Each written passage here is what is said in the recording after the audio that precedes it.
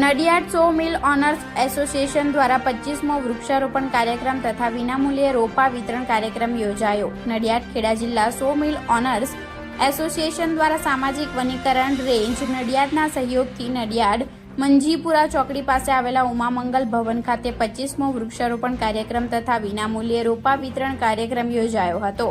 આ સાથે એક પેડ માં કે નામ અંતર્ગત વૃક્ષારોપણ કાર્યક્રમ નડિયાદના ધારાસભ્ય પંકજ દેસાઈની અધ્યક્ષતામાં યોજાયો હતો, જેમાં પંકજ દેસાઈએ જણાવ્યું કે છેલ્લા 25 વર્ષથી નડિયાદ સો મિલ ઓનર્સ એસોસિએશન વિનામૂલ્યે રોપા વિતરણનો કાર્યક્રમ કરી રહી છે।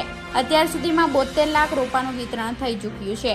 આ પ્રસંગે મહુવાના ધારાસભ્ય સંજયસિંહ મહિડા, જિલ્લા કલેક્ટર અમિત પ્રકાશ યાદવ, ડીસીએફ ખેડા અભિષેક સામરિયા, ઓલ ઇન્ડિયા સો મિલના મહામંત્રી મનસુખભાઈ પટેલ, નડિયાદ સો મિલના પ્રમુખ રવિન્દ્રભાઈ પટેલ, ફાયર સેફટી વિભાગના નીલોફરબેન પરમાર, મંજીપુરાના આર.કે. સોનારા, ઉપસરપંચ સુકેતુ પટેલ, કમળાના sarpanch Dineshbhai Parmar, range forest officer Priteshbhai Prajapati, Kheda જિલ્લા એસોસિએશન પ્રમુખ નરસિંહભાઈ પટેલ તેમજ અનેક મહાનુભાવો ઉપસ્થિત રહ્યા હતા।